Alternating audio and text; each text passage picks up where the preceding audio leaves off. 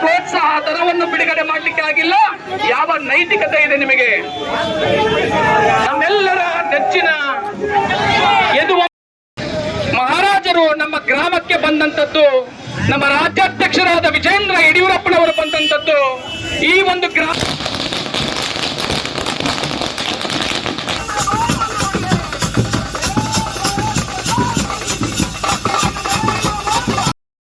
ಮತದಾರರಿಗೆ, ಕಾರ್ಯಕರ್ತರಿಗೆ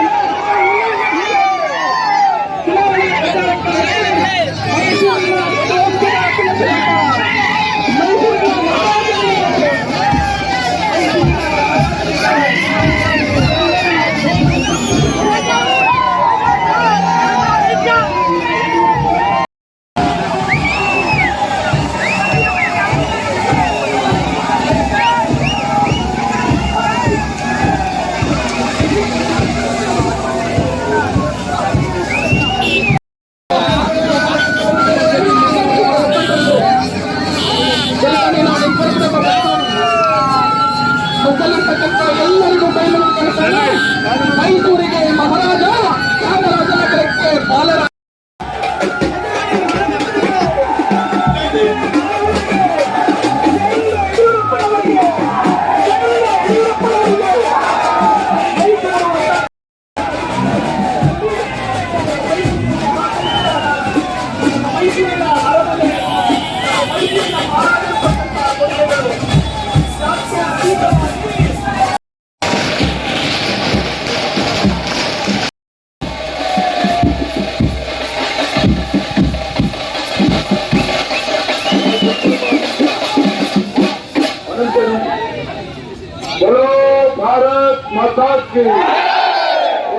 ಭಾರತ್ ಮಾತಾ ಕಿ ದೇಶದ ಹೆಮ್ಮೆಯ ಪ್ರಧಾನಮಂತ್ರಿ ನರೇಂದ್ರ ಮೋದಿಜಿ ಅವರಿಗೆ, ದೇಶದ ಹೆಮ್ಮೆಯ ಪ್ರಧಾನಮಂತ್ರಿ ಸನ್ಮಾನ್ಯ ನರೇಂದ್ರ ಮೋದಿಜಿ ಅವರಿಗೆ, BS ಯಡಿಯೂರಪ್ಪ ಮೈಸೂರು ಮಡಿಕೇರಿ ಲೋಕಸಭಾ ಕ್ಷೇತ್ರದ ಅಭ್ಯರ್ಥಿಗಳಾಗಿರ್ತಕ್ಕಂಥ ಮಹಾರಾಜ ವಂಶಸ್ಥರಾಗಿರ್ತಕ್ಕಂಥ ಯಜ್ಞೇರ್ ಒಡೆಯರವರಿಗೆ ಆತ್ಮೀಯ ಕಾರ್ಯಕರ್ತ ಬಂದರೆ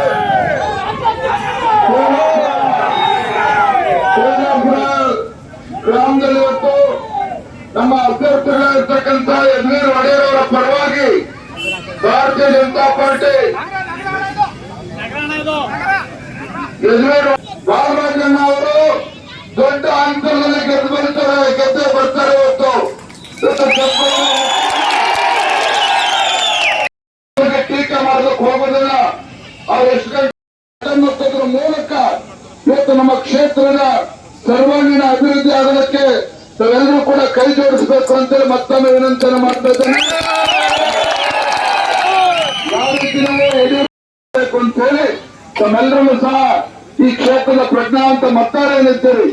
ಕ್ಷೇತ್ರದ ಪ್ರಜ್ಞಾವಂತ ಮತದಾರರು ಈ ಕ್ಷೇತ್ರದ ಅಭಿವೃದ್ಧಿಯ ದೃಷ್ಟಿಯಿಂದ ಬಿಜೆಪಿಯನ್ನ ಬೆಂಬಲಿಸಬೇಕು, ಆಶೀರ್ವಾದ ಮಾಡಬೇಕು ಅಂತೇಳಿ ಮತ್ತೊಮ್ಮೆ ವಿನಂತಿಯನ್ನು ಮಾಡ್ತಾ, ನಮ್ಮ ಮಹಾರಾಜ ವಂಶಸ್ಥರು ಇವತ್ತು ಯಜ್ಞೇರ್ ಒಡೆಯರವರು ಏನು ನಮ್ಮ ಮೈಸೂರು ಮಡಿಕೇರಿ ಕ್ಷೇತ್ರದ ಅಭ್ಯರ್ಥಿಗಳಾಗಿ ಇವತ್ತು ಚುನಾವಣಾ ಅಖಾಡದಲ್ಲಿದ್ದಾರೆ. ಇವತ್ತು ನರೇಂದ್ರ ಮೋದಿಜಿಯವರ ಕೈನ ಬಲಪಡಿಸಬೇಕು ಅನ್ನುವ ಸದುದ್ದೇಶ ಹಿಡ್ಕೊಂಡು ಇವತ್ತು ಬಂದಿದ್ದಾರೆ. ಇವತ್ತು ನಮ್ಮ ಬಾಲರಾಜಣ್ಣ ಅವರ ಪರವಾಗಿ ಬಂದರೆ ಅವರು ಕೂಡ ತಮ್ಮನ್ನ ಉದ್ದೇಶಿಸಿ ಮಾತನಾಡ್ತಾರೆ. ಇವತ್ತು ಸಮಾಜದವರು ಮಾತನಾಡಿ ಕೇಳಬೇಕು ಅಂತ ಹೇಳ್ತಾ ನಿಮ್ಮೆಲ್ಲರ ಪ್ರೀತಿ ವಿಶ್ವಾಸಕ್ಕೆ ಸದಾ ಋಣಿಯಾಗಿದ್ದೇನೆ ಅಂತ ತಮ್ಮೆಲ್ಲರೂ ಕೂಡ ಬಂದ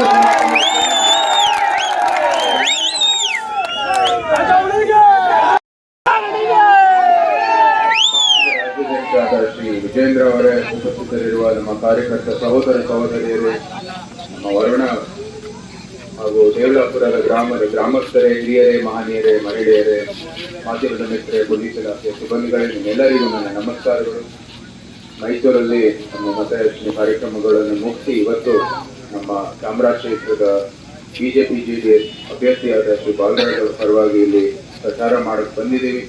ನಮ್ಮೆಲ್ಲರ ಉತ್ಸಾಹ ನೋಡಿ ನಮಗೆ ಸಂಪೂರ್ಣವಾದ ವಿಶ್ವಾಸ ಬಂದಿದೆ. ಮೈಸೂರು ತರಾನೇ ನಮ್ಮ ಚಾಮರಾಜನಗರದಲ್ಲೂ ಕೂಡ ನಮ್ಮ ಪಕ್ಷದ ಅಭ್ಯರ್ಥಿ ವಿಜೇತರ ಆಗ್ತಾರೆ ಅಂತ ಇದೇ ರೀತಿ ತಮ್ಮ ಉತ್ಸಾಹ ನಿರಂತರವಾಗಿ ನಡೀಲಿ. ಏಪ್ರಿಲ್ 26ನೇ ತಾರೀಕು ಅದು ಮತಗಟ್ಟದಲ್ಲಿ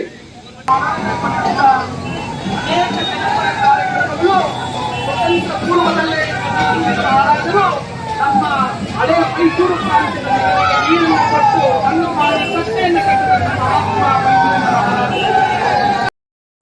ಹೊಂದಿದ್ದಾರೆ ಅಂದ್ರೆ ಪಕ್ಷದ ಅಭ್ಯರ್ಥಿಗಳಿಗೆ ಇದೆ.